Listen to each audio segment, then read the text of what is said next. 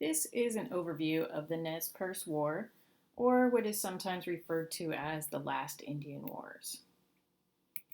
The Nez Perce people, their indigenous homelands were in the Wallowa Valley, which is in this area here, which is what we would now consider just maybe south of Washington, sort of north central Oregon, and central Idaho. Their homelands did not have borders, and this Wallowa Valley was where they had lived since time immemorial. The Nez Perce were a semi-nomadic people, and their lands did not have any borders as we know them today. This map shows a rough outline, this dotted line here, of the approximate Nez Perce original homelands as they were recognized prior to the 1855 treaty. After the treaty signing in 1855, the Nez Perce boundary is indicated by this solid black line. So you can see that the Nez Perce did lose some of their homeland in the 1855 treaty. Shortly after 1855, white settlers began to encroach on the Nez Perce lands because they found that there was good grazing land for their cattle. Also, gold was found on the lands, primarily along the Snake River. As a result, the U.S. government initiated another treaty in 1863. This treaty drastically reduced the size of the Nez Perce lands, which is indicated on this map by this pink area here. This was an approximate 90% reduction in the land for the Nez Perce. However, several bands of the Nez Perce did not sign the treaty in 1863. They are outlined here in red. These tribes became known as the non-treaty tribes and were often vilified by the settlers and also in the media. These bands refused to leave their lands and stayed on their ancestral homelands relatively undisturbed for about 14 years. Then in 1877, the U.S. government went to the chiefs of the non-treaty tribes and said basically, well, you need to leave now, or actually you have about 30 days to leave, or we will be at war. So the Nez Perce chiefs were faced with some monumental challenges.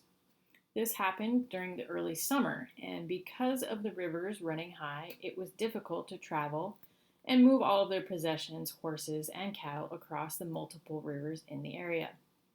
Additionally, the chiefs had to convince their people to leave their ancestral homeland, but this created a lot of discord among their people. Eventually, they left a lot of their wealth and possessions behind and relocated to the small area designated for them by the 1863 treaty. There were many Nez Perce soldiers who were very much opposed to this move, and as the new negotiations were being conducted between the U.S. government and the Nez Perce chiefs, some of the Nez Perce soldiers were getting into skirmishes with the white settlers. Initially, this was mostly happening in the Tolo Lake area, and these conflicts brought about the breakout of a full-on war. The Nez Perce bands quickly assembled and fled the area. They headed northeast over Lolo Pass toward Fort Missoula, which is present-day Missoula, Montana.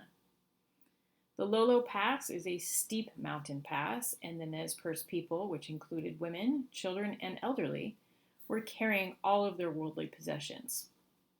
They had horses and cattle, and the U.S. cavalry from Tolo Lake were chasing them the entire way. The Nez Perce then headed south, up the Bitterroot Valley. They had gained a good lead ahead of the cavalry that had been chasing them from Tolo Lake, but another group of U.S. cavalrymen, led by a man named Gibbon, had ordered had been ordered to also pursue the Nez Perce, and these troops were very close behind the Nez Perce. The Nez Perce were unaware of how close the U.S. cavalry was, being led by Gibbon, and when they arrived at the Big Hole Valley, which is right about here, they set up camp and did not post any lookouts to watch for the approaching danger, as in the U.S. cavalry. The U.S. cavalry, led by Gibbon, set up for battle, and when morning broke, they launched a surprise attack on the Nez Perce camp. And within about 20 minutes, the cavalry had routed their camp and killed approximately 40 Nez Perce women, children, and elderly, as well as about 12 Nez Perce soldiers. About 30 U.S. cavalrymen were killed in this Battle of the Big Hole. The Nez Perce were forced to flee again, losing many or most of their supplies, food, cattle, and livestock. Their plan of action was to get across the Bitterroot Mountains and cross through Yellowstone National Park, which they did, although they did run into some tourists here and had some skirmishes. This was an official national park at the time. And they were heading toward Crow land to try to take refuge with the Crow, who occupied a large area of eastern Montana. Although the Nez Perce suffered many losses at the Battle of Big Hole, it was not considered a total loss for the Nez Perce, and they were actually declared victors in that battle. However, this two-day battle also slowed them down, and now the cavalry forces from Tolo Lake had caught up to the Nez Perce.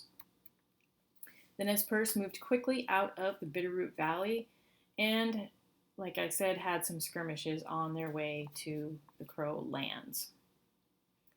Unfortunately, the Crow did not offer them safe refuge. The Nez Perce did not have anything to give to the Crow, as was their custom, in return for refuge, and the Crow did not want to be involved in a war with the U.S. military. After learning that the Crow would not be able to help them, the Nez Perce continued traveling northward to Canada in the hopes that the U.S. military could not get them in a foreign country. They were, however, intercepted by another group of U.S. military led by a man named Miles. So Miles comes along this blue route and intercepts them on their way to Canada. The battle that takes place here is known as the Battle of Bear Paw. And it was a long battle fought from September 5th through October 30th. Throughout this time, there were alternating battles and negotiations between the Nez Perce and the U.S. military. Many of the Nez Perce chiefs have been killed, which left Chief Joseph as the primary Nez Perce chief.